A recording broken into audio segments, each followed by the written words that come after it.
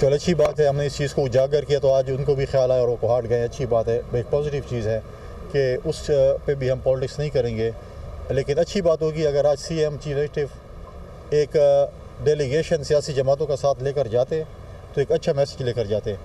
لیکن بھلا چلو دیر آئے درست ہے والی بات ہے، اکتوبر سے یہ ایونٹ شروع ہے اور یہ آج گئے ہیں، اچھی بات ہے کہ وہاں پر کوئی امن آ جائے. ہمارا 1 پوائنٹ ایجنڈا ہے کہ اس میں امن آئے، اور ساتھ ساتھ ہم 5 تاریخ کو بھی APC پہ ہم انشاءاللہ سی ایم صاحب کو بھی دعوت دیں گے. اور میں نے پہلے بھی کہا کہ جب پشتون یہاں پر جرگہ تھا اور اس پہ جب ساری سیاسی جماعتیں اکٹھی ہوئیں سیاست کو سائڈ پہ رکھ کر، تو میں اس پہ ہم نے بہت سی چیزیں اچیو کیں. تو آج میں کہتا ہوں کہ ہمیں امن کے حوالے سے جو ہے وہ سیاست نہیں کرنی چاہیے. ہمیں امن و امان اور جو ہمارے شہری ہیں خیبر پختونخوا کے، ہمارے مرج ڈسٹرکٹ کے، ان کا آج 1 پوائنٹ ایجنڈا ہے کہ ہمیں اس صوبے میں امن چاہیے. لہٰذا میں نے پہلے بھی کہا تھا کہ یہ چیزیں نہیں ہونی چاہیے کہ آپ اسلام آباد میں جا کر آگ لگا رہے ہیں.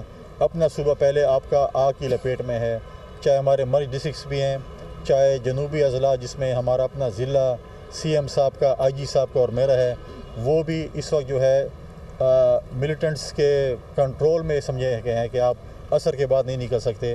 پھر آپ ڈی خان سے کوہاٹ تک لیں.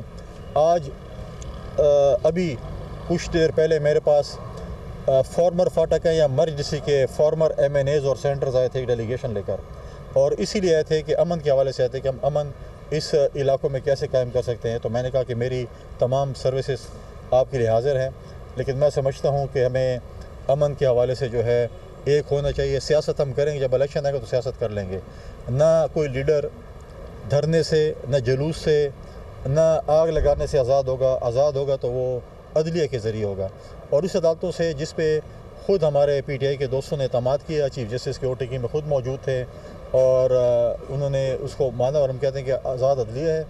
اگر کسی کا یہ خیال ہے کہ وہ غلط گرفتار ہیں تو پھر عدالت سے رجوع کریں. عدالتیں میں کیسز ہیں، عدالتیں چھوڑیں گی. نہ ڈی چوک چھوڑے گا، نہ دھرنا چھوڑے گا، نہ جلوس چھوڑے گا. لیکن میں اس پہ بھی دیکھوں گا کہ کل آپ دیکھیں کہ کل ہمارے chief executive of the province CM صاحب نے جو سپیچ کی صوبائی اسمبلی میں، وہ ایک سٹیٹسمنٹ سے یا CM کی سپیچ نہیں تھی.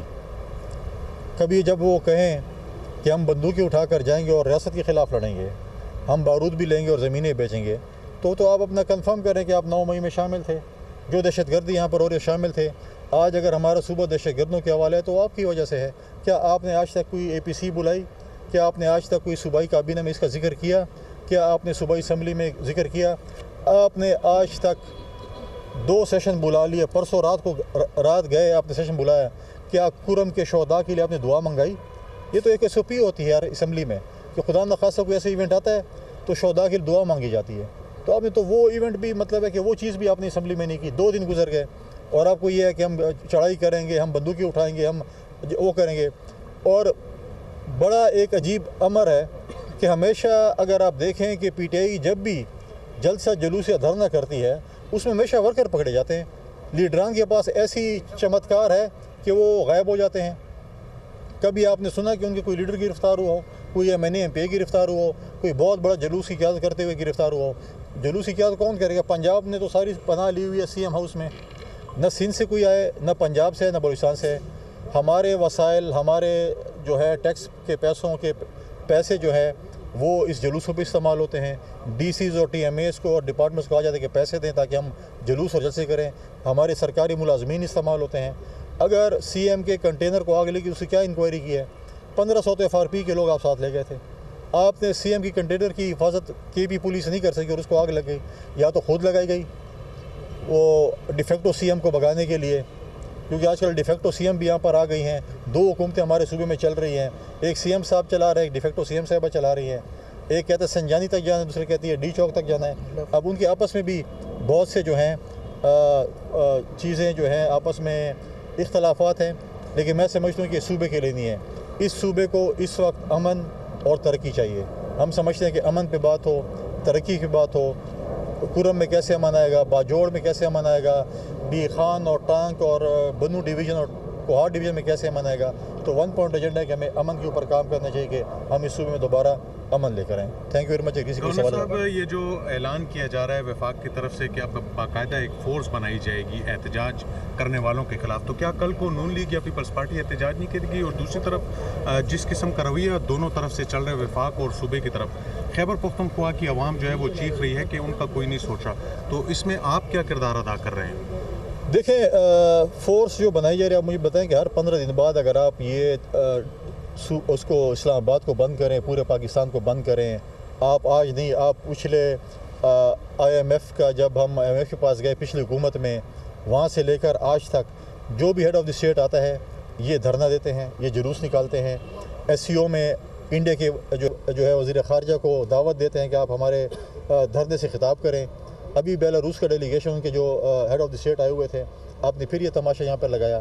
تو روز روز آپ یہ ٹیکس پیئر کے پیسے، یہاں پر TMS کے ملازمین کو تنخواہیں نہیں مل رہی، استادوں کو تنخواہیں نہیں مل رہی، ڈاکٹروں کو تنخواہیں نہیں مل رہی، کیونکہ ان کی تنخواہیں جاری ہمارے اس کے اوپر کیا نام ہے جلوسوں کے اوپر.